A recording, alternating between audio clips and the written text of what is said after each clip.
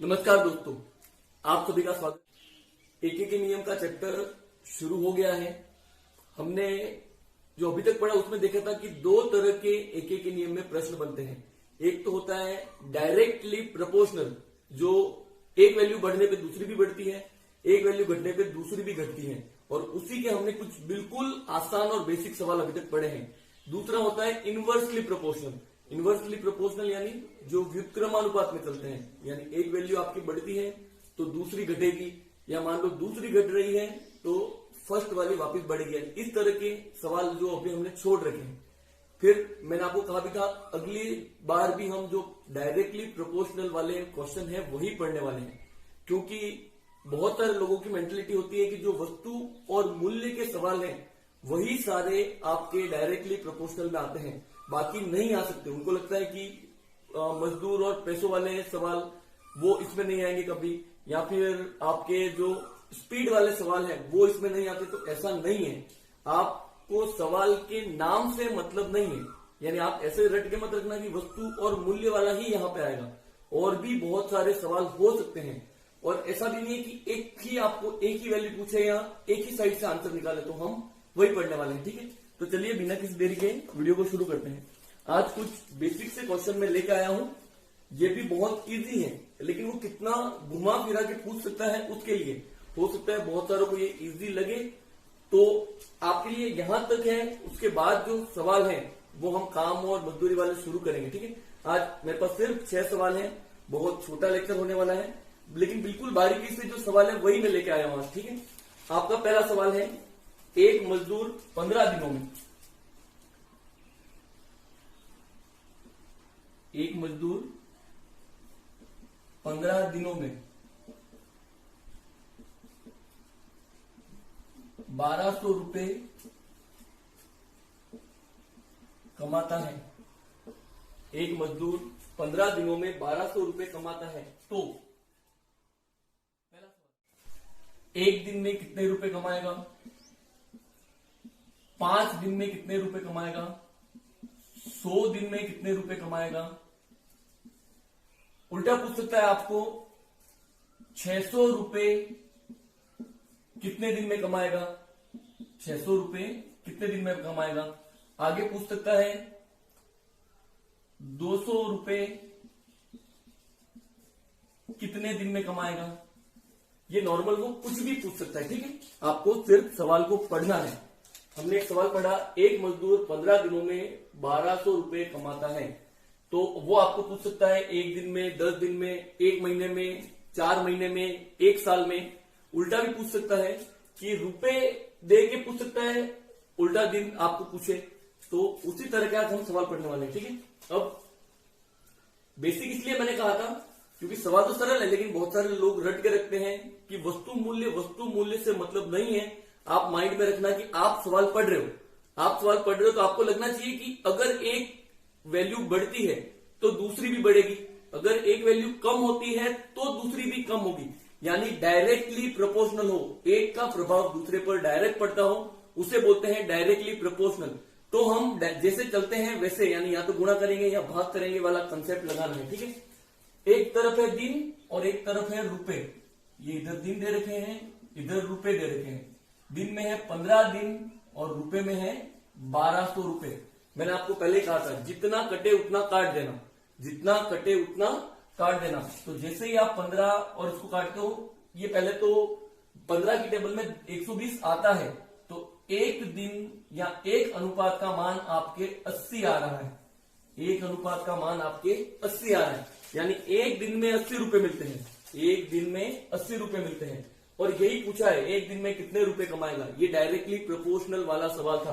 15 दिन में 1200 रुपए मिलते हैं, तो इसका मतलब है एक दिन में कम पैसे ही मिलेंगे, 5 दिन में कम पैसे ही मिलेंगे, 100 दिन में ज्यादा पैसे ही मिलेंगे। उस तरह से हमने सवाल निकाला। ठीक है, एक दिन में 80 रुपए मिलते हैं, तो ये पहले का आंसर है। एक दिन में कितने रुपए मिलेंगे, 80 रुपए मिलेंगे। दूसरा सवाल, 5 दिन में कितने रुपए मिलेंगे। अब 5 दिन पे आपको जाना है, तो पहली तो कंडीशन है आप एक का मान निकालो, और जैसे ही एक का मान निकाला आपने, 1 × 5, तो यहाँ पे 5 अनुपात का मान कितना होगा, तो 80 में भी 5 का हम गुणा करेंगे, तो 5 दिन में 400 रुपए कमाएगा।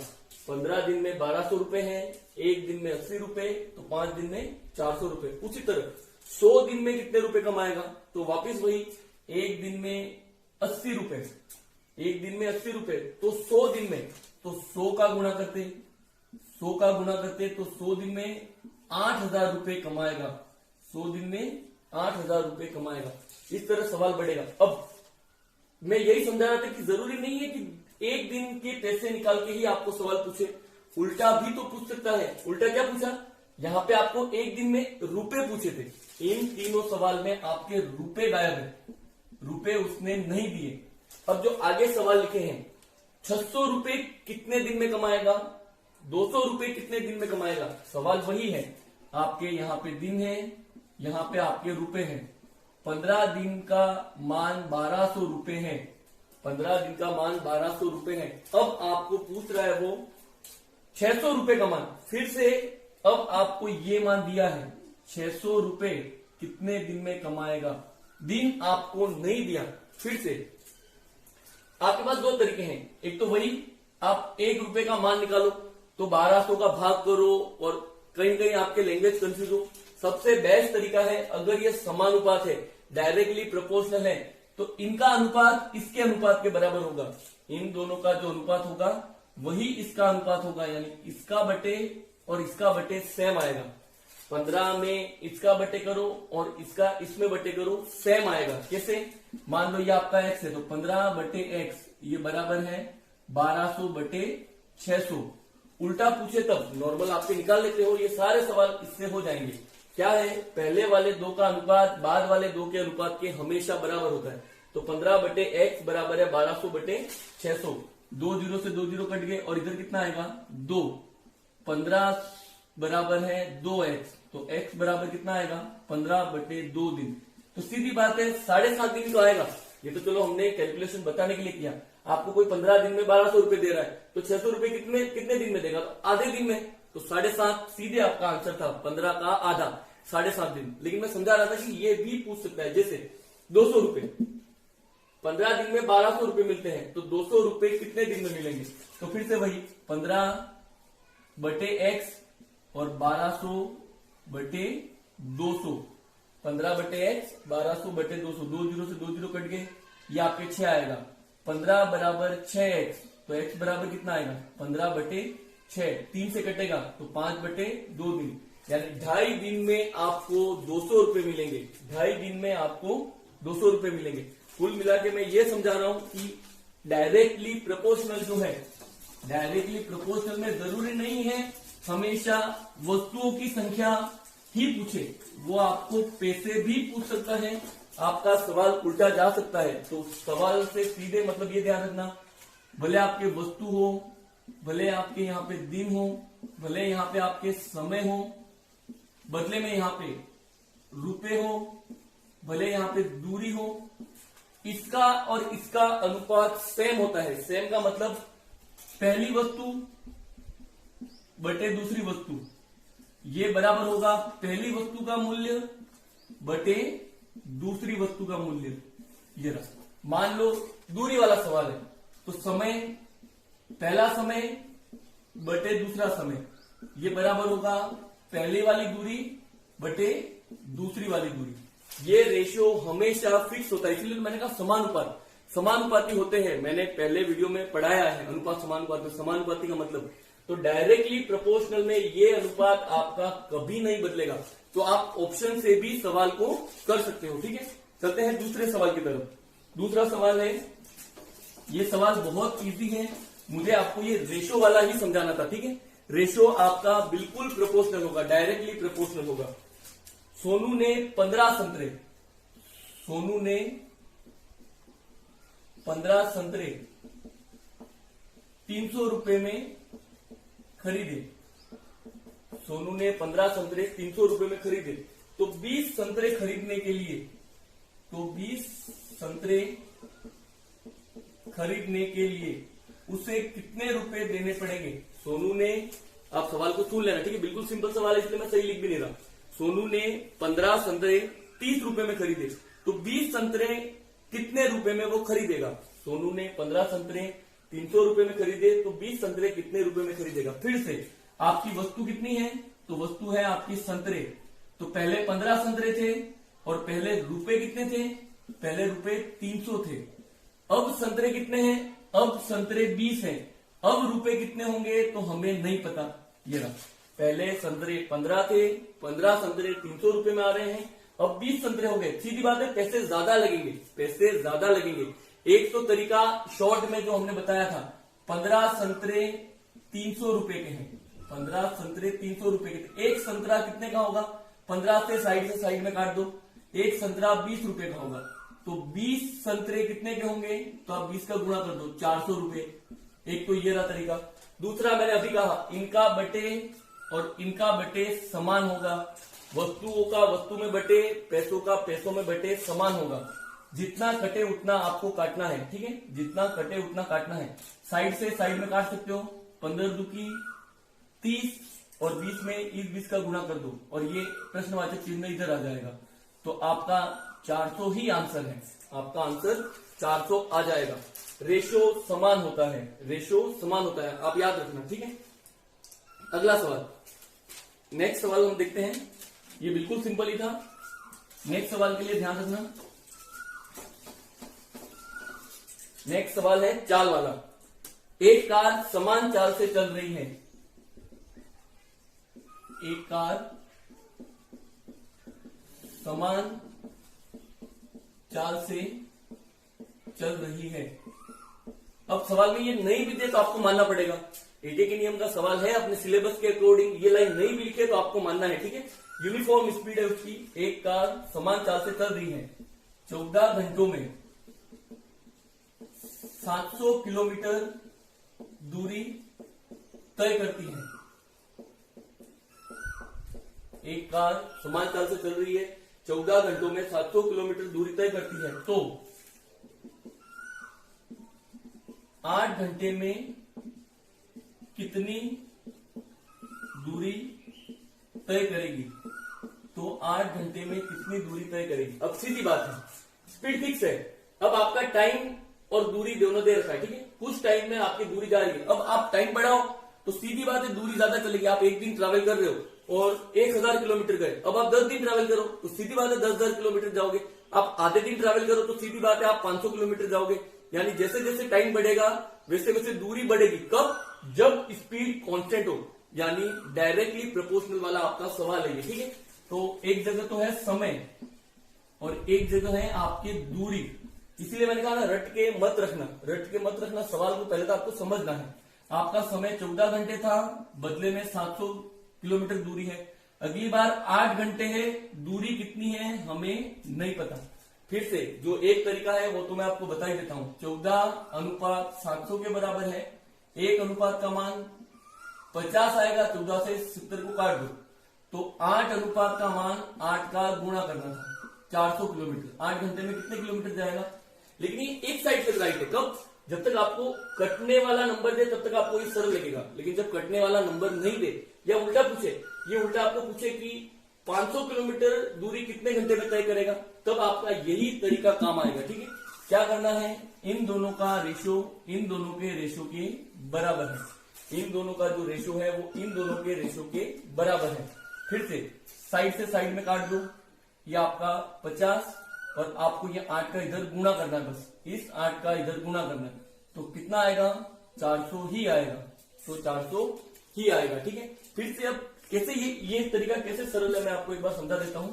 मान लो यही सवाल होता आपके, मान लो यही सवाल है आपके और इसमें उसने ये दिया होता कि 500 किलोमीटर में कितने घंटे लगेंगे। 500 किलोमीटर में उसे कितने घंटे का समय लगेगा। एक कार समान चाल से चल रही है, 14 घंटों में 700 किलोमीटर की दूरी तय करता है, तो 500 किलोमीटर की दूरी तय करने में उसे कितना समय लगेगा, अगर मान लो ऐसा सवाल होता। अब आप इस पे आ जाओ, जो साइड में तरीका था, आप ऐसे लिखते हैं 14 घंटों में 700 किलोमीटर जाता है। फिर आप कहोगे 1 किलोमीटर कितने में जाएगा, तो 14/700 काटोगे, नंबर लाओगे। उससे अच्छा अपना ये वाला तरीका। फिर से समय पहले था 14 घंटे और दूरी थी 700 किलोमीटर। अब यहां पे आओ, समय नहीं दिया x। अब दूरी कितनी है, अब दूरी 500 है। फिर से इसका रेशो इसके रेशो के समान है, ये मैंने लिख दिया। बस आपको बराबर का चिन्ह लगाना है, बस 2 जीरो से 2 जीरो कट गए। साइड से साइड में काट सकते हो, ऊपर वाला ऊपर वाले से कट जाएगा, इससे ये कट गया 2। बस जस्ट आपको इस 5 का इधर गुणा करना है, तो 10 घंटे आंसर है आपका। x बराबर 10 घंटे, यानी कोई भी मेहनत नहीं है। अभी भी आपको वही लिखना है, अभी भी आपको वही लिखना है। जो चीज गायब है उसको छोड़ दो, जो चीज गायब है उसको आप x मान के प्रश्नवाचक चिन्ह लगा के, ऑप्शन होगा लास्ट में, ऑप्शन है आपके पास। इन दोनों का अनुपात है 5/7। ऐसा कौन सा ऑप्शन है, तो 5/7 लाने के लिए सीधी बात है 10 ही होगा। ऑप्शन भी है आपके पास, रेशो समान लाना है, याद रखना रेशो समान लाना है। और ये तरीका होता, ये तरीके में आप काट रहे होते तो ये 1/50 लाते, 1/50 लाके फिर आप 500 का गुणा करते हैं, कहीं ना कहीं आपकी कैलकुलेशन बढ़ जाएगी। ठीक है, चलते हैं नेक्स्ट सवाल की तरफ। नेक्स्ट सवाल भी सेम ऐसा ही कुछ है।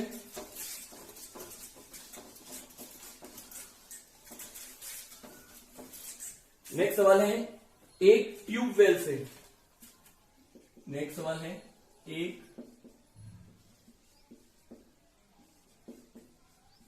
ट्यूबवेल से 3 हेक्टेयर खेत 36 घंटे में सींचा जाता है,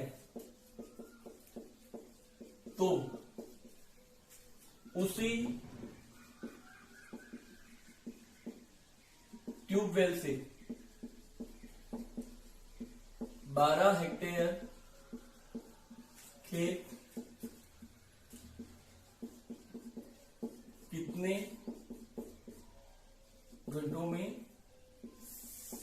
सींचा जाएगा। क्या सवाल है, एक ट्यूबवेल से 3 हेक्टेयर खेत 36 घंटों में सींचा जाता है, तो उसी ट्यूबवेल से 12 हेक्टेयर खेत कितने घंटों में सींचा जाएगा। अब अगर आपकी ये समझ में आ जाए, बहुत अच्छी प्रैक्टिस हो जाए, तो आप सोचो 3 हेक्टेयर के लिए आपको 36 घंटे लग रहे हैं। अभी आपका खेत बड़ा है, 12 हेक्टेयर, 3 का 12 कितने गुना है हेक्टेयर, या आप डायरेक्ट भी कर सकते हो। और यहाँ पे समय 3 हेक्टेयर 36 घंटों में, तो 12 हेक्टेयर कितने घंटों में। अब आप ये 3 का कितने गुना है, 3 का ये 4 गुना है, तो ये भी कितने गुना होगा, 4 गुना ही तो होगा।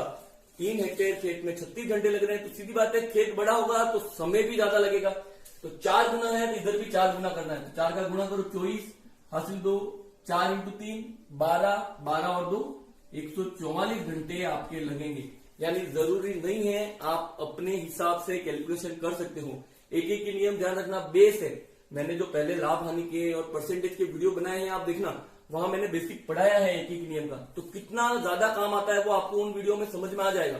प्लेलिस्ट भी बनी हुई है, लिंक आपके डिस्क्रिप्शन में मेरे सारे वीडियो के आपको मिलते रहेंगे। जो मैंने प्रॉफिट लॉस पहले पढ़ाया था, परसेंटेज पढ़ाया, सारे टाइप है वहां पे, तो आप देख सकते हो। ये बहुत काम का है बहुत बेसिक, लेकिन वहां पे मैंने एक एक नंबर का यूज बताया है कि आपका कितना कितना वो समय बचा सकता है एग्जाम में। ठीक है, अभी मैंने ऑप्शन नहीं लिए हैं, ऑप्शन हम जो आपका कार्य और समय वाला आएगा तब ऑप्शन हम लेंगे। ठीक है, बिल्कुल आर एस अग्रवाल के सारे जो टफ से टफ सवाल है वो भी हम सॉल्व करने वाले हैं। आज 2 सवाल और हैं। एक सिंपल सा सवाल है, एक परिवार में 50 किलो गेहूं। नेक्स्ट सवाल है, एक परिवार में 15 किलो गेहूं, एक परिवार में 15 किलो गेहूं 20 दिनों के लिए पर्याप्त है। 20 दिनों के लिए पर्याप्त है, तो 30 किलो गेहूं, तो 30 किलो गेहूं कितने दिनों तक पर्याप्त होंगे।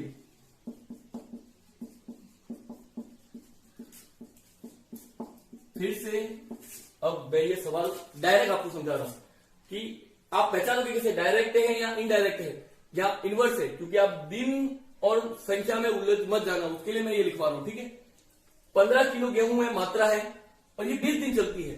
अब सीधी बात है, मात्रा बढ़ाओ तो दिन भी बढ़ेंगे, मात्रा कम करो तो दिन भी कम होंगे। यानी लोग कितने हैं आपको नहीं देखना है, 1000 लोग हों, 1 लोग हों, 100 लोग हों, लोग फिक्स है आपके, लोग बढ़ रहे हैं घट रहे हैं ऐसा नहीं है। लोग बढ़ घट नहीं रहे हैं, आपको उनको कांस्टेंट मानना है। तो सीधी बात है, ये बढ़ेगा तो दिन भी बढ़ेंगे। अब 15 किलो गेहूं को आपने 30 किलो कर दिया, डबल कर दिया, तो डबल दिन भी चलेंगे, तो आपके वो डबल दिन भी चलेंगे। तो 20 दिन चलने वाले डबल दिन यानी 40 दिन चलेंगे। बिल्कुल बेसिक है, बस मैं आपको ये समझा रहा हूं कि जो लोग रट रखते हैं, मुझे ये अलग से पढ़ाना नहीं था, लेकिन मैंने आज इसलिए सवाल लिखवाए कि आप ये मत रट के रखना कि वस्तु और मूल्य में ही वो जो प्रोपोर्शनल वाला लगता है रूल, आपके दिन वाले में भी लग सकता है, समय वाले में भी लग सकता है, और आपके वो दूरी वाले में भी लग सकता है। लेकिन आपको पहचानना है सवाल की एक वस्तु दूसरे पे डायरेक्ट डिपेंड करती है। एक मान बढ़ेगा तो दूसरा भी बढ़ेगा, एक मान घटेगा तो दूसरा भी घटेगा। फिर से आज का लास्ट सवाल है।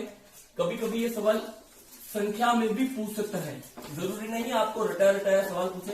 तो एक लास्ट सवाल है आज का। फिर हम वो दिन वाला जो मेन आपके उस चैप्टर में हम एक नियम नाम भी लिखेंगे, लेकिन अलग से मिश्रानुपात करके आपकी जो किताब में सवाल है वो पढ़ने वाले हैं, ठीक है। और वो खास एक नियम से ही कनेक्ट होता है। अगला सवाल है 3 लीटर 600 मिलीलीटर दवाई से 20 मिलीलीटर के कितने इंजेक्शन भरे जा सकते हैं। सिंपल सा सवाल है, क्योंकि हम जो रट के रखते हैं गुणा करना है, भाग करना है, उससे रिलेटेड सवाल है, ठीक है। आपके पास दवाई है 3 लीटर और 600 मिलीलीटर की दवाई है और 20 मिलीलीटर का एक इंजेक्शन है। तो ऐसे ऐसे कितने इंजेक्शन, जिसमें एक इंजेक्शन में 20 मिलीलीटर भर सकते हो, तो इतनों के लिए कितने इंजेक्शन की जरूरत पड़ेगी। फिर से आपके यही सवाल है, एक इंजेक्शन में कितनी दवाई जा रही है 20 मिलीलीटर।